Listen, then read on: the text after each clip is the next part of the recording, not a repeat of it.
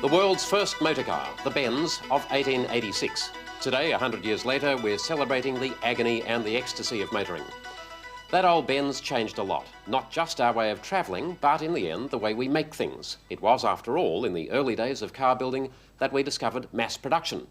In Australia, this says it all. The FX, the first Holden, the 1948 symbol of our manufacturing maturity. Incidentally, that coveted collector's item, the FJ, didn't appear until 1953. So, in the year of the motor car's centenary and General Motors.Holden's fourth $100 million loss in 6 years, here's the first episode of a two-part quantum special on what we used to call Australia's own car. Holden, you in my Holden, life is simply divine. All the world is fair, I'm a millionaire. On the road ahead, there's a happy sign. Australia's infatuation with the Holden began when this car, Holden No. 1, was launched by Prime Minister Ben Chifley in November 1948. Its arrival signalled the end of austerity, the end of rationing, and the start of a new and prosperous era. The baby boom, suburban sprawl, and corporate advertising at the movies. Ah, that was good. The boss seems pleased with me. Won't be my fault if he isn't. I have orders to please him for the rest of my days, and you bet I will.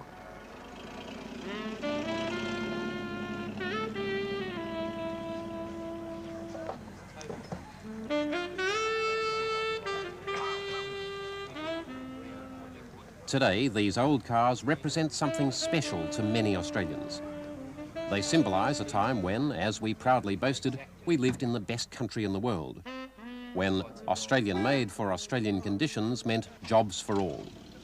But why are these cars important? Why do we remember them so fondly?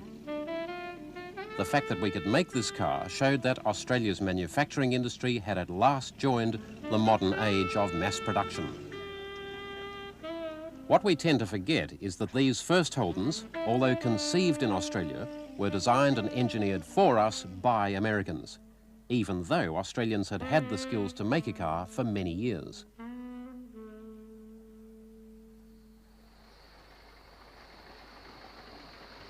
Probably the first car to be made successfully in Australia was the Tarrant. Between 1897 and 1907, Harley Tarrant painstakingly built 16 cars in his Melbourne factory, including this 1906 model. It is an all-Australian car, except for the magneto, and features one of the first four-cylinder engines ever made. The sturdy engineering proved ideal for local conditions, but handmade manufacture was prohibitively expensive. They cost between £300 and £500 each. Tarrant intended to scale up production, but was beaten to the mark by the mass-produced Model T Ford, which could be landed in Australia for only £199.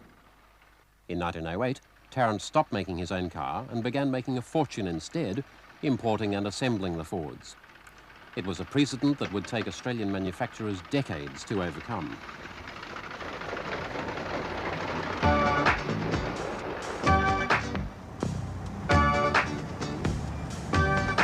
Cars are cars all over the world. Cars are cars all over the world. Similarly made, similarly sold. There are now over 8 million motor vehicles in this country, more than one for every 2 inhabitants. Today's cars cost, in real terms, about 1/10 as much as the handmade Tarrants. Cars have now become a disposable consumer item. Motor vehicles cost Australians $18 billion a year. It's not that the materials are expensive. A few hundred kilograms of steel, plastic, glass and rubber, that costs less than $300 per vehicle. But it requires the coordinated efforts of over 4,000 companies to make a car. This costs $3,000 to $5,000 per vehicle. It costs you 3 times that amount because of advertising, dealer markups, transport and tax. The crunch for the car makers is the tooling. To mass produce a car requires at least $1 billion worth of equipment.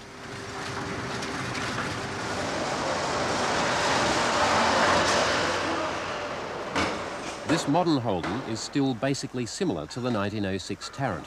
It still has a water-cooled petrol-driven engine, rear-wheel drive and a steel body shell. What is different is the method of manufacture, mass production, now the very core of any country's industry.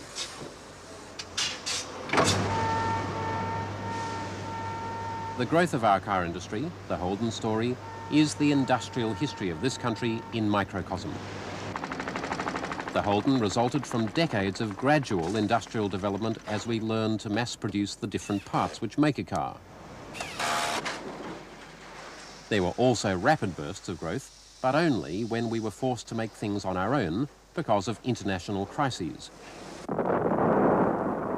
In the shipping crisis of World War I, German U-boats virtually isolated Australia from the Northern Hemisphere.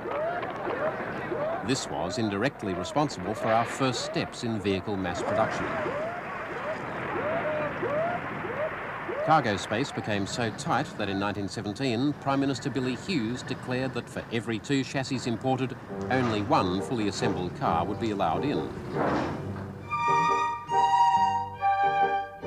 Holden and Frost was one of many companies which began to make cabs for the imported chassis. The Adelaide-based company had made carriage bodies and mass-produced harnesses for the army. These high-volume production methods, with each worker making only 1 part of the harness, suited vehicle building. Holden's had a meteoric growth. In 1918, 20 workers produced 600 bodies, mainly by hand and with no production line. The workers moved from vehicle to vehicle. By 1924, Holden's had a new factory at Woodville in Adelaide. They were making 35,000 bodies a year for 20 makes of car, with, by this stage, a moving production line. The largest customer was General Motors Australia, for whom they were sole supplier. Vic Reeves' first job as a boy was as a motor trimmer. He recalls a certain attention to detail. Actually, from the rear up into this section here was manufactured at the Woodville plant. And the whole motor body is actually mounted on a wooden framework to which are nailed the various metal panels. Here's a very good example of the nailing of the metal panels to the stout wooden framework, and all the trimming was then also nailed to the wooden framework. The tradesmen were very meticulous with their work, to the extent that even the screw heads had to all line up in the one direction, and here's a very good example. Holden's maintained their market lead by using the latest technology. When solid roofs were introduced, welding was used for the first time to put them together. They were the first to use body presses, even though the steel had to be imported from Britain. On at least one occasion, when the shipping was held up, suburban Woodville's corrugated iron fences were plundered for the presses. Car sales continued to boom through the late 1920s, and as techniques improved, the cost of a car dropped to as little as £150. But in 1929, the Roaring Twenties collapsed into the Depression. Holden's, who had made 47,000 bodies in 1927, could only sell 1,700 in 1931. Hundreds of workers were sacked, and the factory stood virtually idle. Government money restrictions meant General Motors couldn't take any earnings out of the country. At the same time, Holden's, with their overcapitalised factory, faced bankruptcy. In 1931, it made sense for the 2 companies to merge into General Motors-Holden's. Another crucial step in building a car was the growth of the component industry, which also dates from the Depression. Today, component manufacture is one of our big success stories. Over half the 22,000 components in this car come from independent Australian companies. In 1930, the Scullin government, desperate to boost local industry, placed selective tariffs on any components which could be made here. Bob Chamberlain is a pioneer of the components industry. These days, he and his brother Bill are restoring 2 1910 Tourers for the Benz centenary. In their heyday, however, the brothers ran Chamberlain Industries, producing tractors and machinery. They started out in the early 30s making pistons for their own racing car. The pistons worked, so they went commercial. we didn't know a great deal about it. The market was entirely for replacement purposes. There were no cars being built in Australia at the time, but there were cars of every make and model from all over the world. To service the entire industry, we had to make 400 different types of pistons. These were made all in small quantities. The usual procedure was for the people who wanted the part to say, well, this is the part that we've been importing. How much can you make it for in Australia? And with the assistance of the skull and TAVs to protect us, we were able to survive.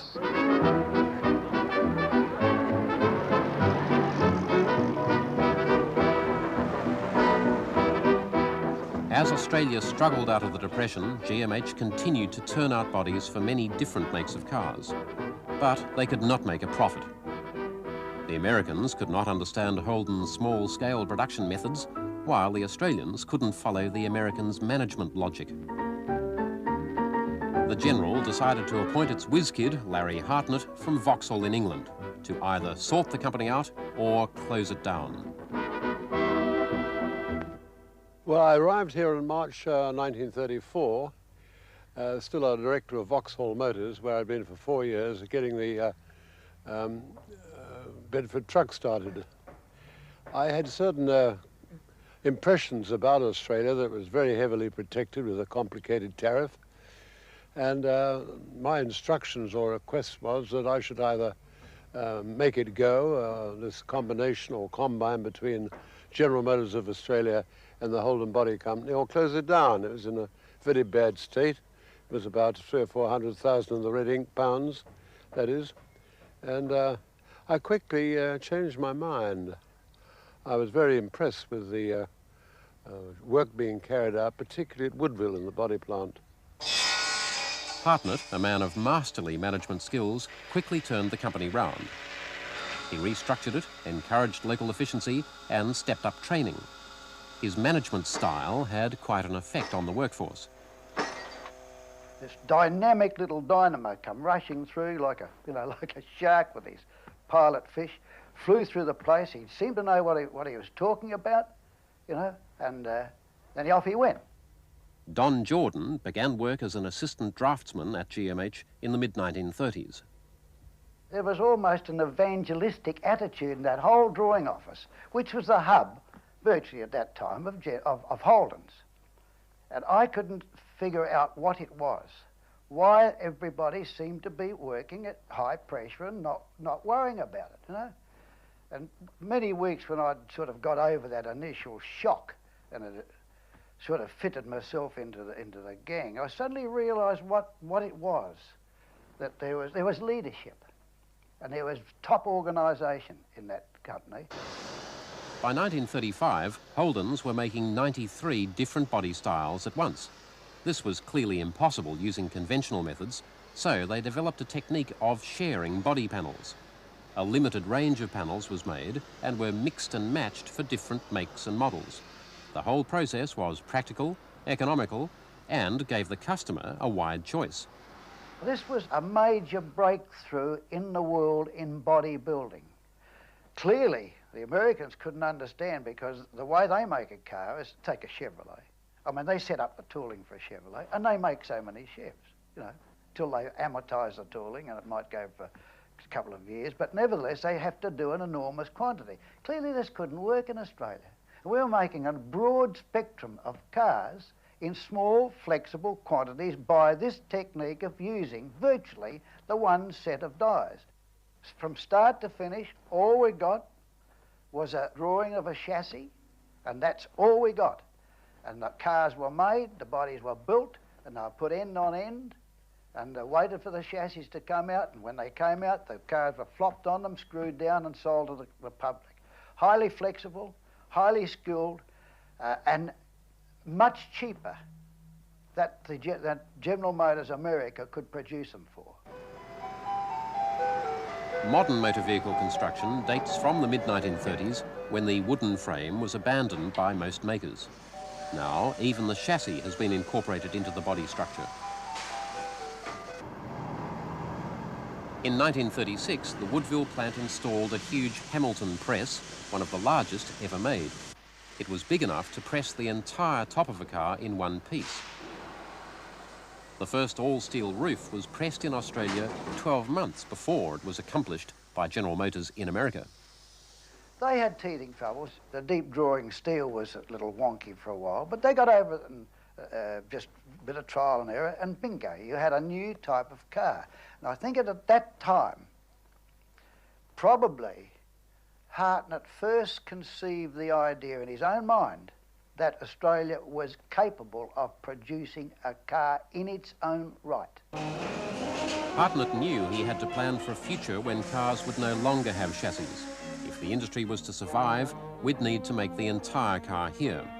So when he supervised construction of the new GMH headquarters at Fisherman's Bend in 1936, he set aside an area where an engine foundry could be built. His confidence that Australia could one day make a car was widely discussed, though most experts, particularly from rival companies, were opposed to the idea. Why build cars here when they could be imported? Australian industry was much too primitive to build a motor car engine. Then, suddenly, we were at war, and alone again. We were cut off from all overseas suppliers for 22 months between Dunkirk and Pearl Harbor, and America was very, very neutral.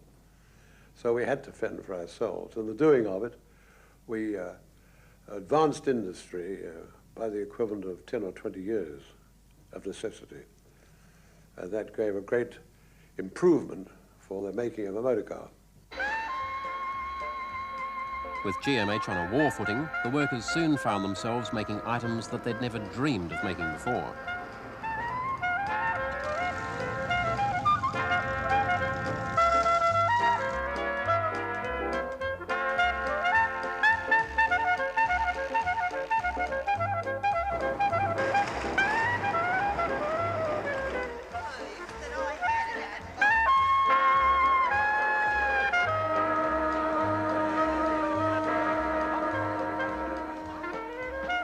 One of the first jobs was to build a de Havilland Gypsy aero engine, the first engine GMH had tackled. Working from a set of outdated French plans in metric, 41,000 measurements had to be converted. Lathes had to be found to make the tools, to make the parts. Metals such as magnesium were refined in Australia for the first time, and new casting techniques were devised. Within 7 months of those first metric conversions, the engine was powering Tiger Moth trainers. Most remarkable of all, though, was that 85 separate subcontractors made the components, and it worked first time. So many small concerns became expert almost overnight. I mean, you take a firm that was making something rough and ready with crude limits, and you ask him to use a micrometer, it's a big change. So the war, with all the horrors that it did, wars always bring, lifted industry in Australia totally across the whole area by at least 10 years of natural evolution. By the end of the war, GMH had a fully operational foundry making the most complex castings for the General Motors Grey Marine diesel. Today's foundry bears little resemblance to those early efforts, but it was those initial steps which formed the backbone of engine production in this country. Australia now had all the skills needed to build its own car. As soon as the war was over, Ben Chifley's Labor government called for car makers to submit proposals to make an Australian car. Chifley was determined. If no foreign manufacturer would do it, the Australian government would. This suited Hartnett. His engineers had already been working on the car they thought Australia needed. It was to be called Project 2000. You pitch the design on a car on the volume you hope to get. That in turn reflects the income bracket. How much could a man afford in the volume class? Well, it worked out about 25 shillings a week, as much as he could spend on a car. And those days, that was a relatively high figure because the basic wage was about £6 a week. So that was a pretty chunky piece to say 25 shillings for a car. That included depreciation and all the things that went with it and operating. So then the 6-cylinder seemed to be a mark of acceptance in Australia. So we start with a 6-cylinder car. Now, when you design a car, the most important thing is a power-to-weight ratio. So we picked on 2,000 pounds of weight. And then we decided on the track and the wheelbase and so on. Hartnett got the government go-ahead, but he still had to convince Detroit. The submission he took was for an Australian-made car with US-designed mechanicals and an Australian-designed body. I started by putting to them the characteristics and resources of Australia. Not one of them had ever been to Australia, so many things I said were a great surprise to them. Iron ore mining, they didn't realize that. Production of steel, probably good quality and the lowest price in the world at that time. Even in the war, we'd done optical munitions, optical instruments, manufactured in Australia, made for the war. Statistics of the car sales in the country, the wide variety of models we had to contend with. They didn't know that so much was being done in this country. The tendency to interpret Australia as a big country of open spaces with a man on a horse with a bunch of sheep in the background. And to find that we were producing steel and of good quality at a low price, that in itself was amazing. General Motors President Alfred P. Sloan hated the whole idea and particularly hated the thought of being pushed around by the Australian government. Mr. Sloan was very anti-Australia. He was an extreme Tory, and everybody knew that. Even Roosevelt was an anathema to him. When it came to a fellow called Chifley in the socialist country of Australia, he nearly had a fit about it. And asked me, was it true the Australian government in the main owned the railways? I said, yes, it's true. He said, what a goddamn socialist crowd that must be. I said, well, they even own the telephones. Well, that was almost rocked him on his chair. But the predominant, good piece of democracy, C. Wilson, on the other hand, was pro. And he made a very pointed question to me. Well, Larry, supposing we said go ahead, would it be the Chevrolet or the Vauxhall or the Opel? And I said, none of them. It would be designed for low volume for the peculiarities of Australia. Much to my surprise and relief, he says, goddamn good horse sense. So that was an approval.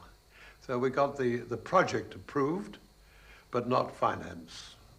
So, while the Australian designers began work, the question of finance was tackled. The Commonwealth Bank and the State Bank of South Australia lent General Motors, the world's biggest company, the money to make the first Holdens in Australia. Well, whereas it was approved and agreed that the styling and the sheet metal would be carried out in Australia, and the mechanical parts would be redesigned, as it were, and brought up to date in Detroit, they did the whole job in America, which upset our ideas of styling. We made a mock-up of what we thought should fit the bill. GMH wanted the first Holden to look like this, a body with large flat panels and enclosed wheels. This did not impress Detroit. They overrode the local design and began to stack Hartnett's staff with Americans. That was the then current styling of America, with separate front mudguards or fenders, and we put it all into one side. You can see it more dramatically here. That's our conception for low volume. Now that kind of styling would go 5 or 6 years. All cars followed it later. We were ahead of the parade. That's what we got, which was quite all right. It sold, the market went up, but the undertaking was dropped and changed, and that upset me very much. I had considered that our ability to make low-volume bodies was one of the assets of why we should make a car in Australia. When they didn't do that, it was too much for me. I resigned. General Motors found that this small prototype Chevrolet, circa 1942, matched Hartnett's specifications almost exactly. It was slightly reworked and became the basis of the new Holden. Prototypes of the new car were made in Detroit and sent to Fisherman's Bend, where they were road tested and components were modified for Australian conditions. Then American technicians supervised the tooling up for production of the first Holden, to be called the 48-215.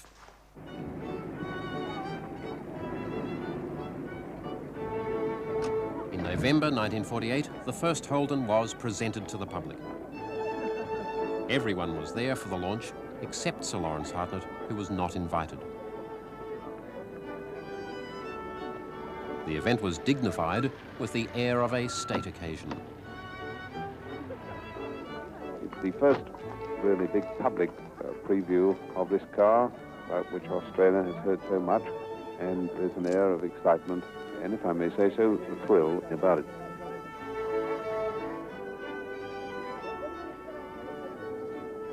A very nice looking job, got all the latest features.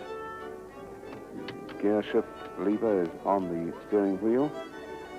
It's fairly wide, looks as though it would seat comfortably 5 to 6 people. Very nice looking job. It's not unlike in appearance the small edition of Chevrolet. Very modern lines. It's really a beautiful looking job. Hartnett's gamble on a locally made car proved correct. The car was a huge success.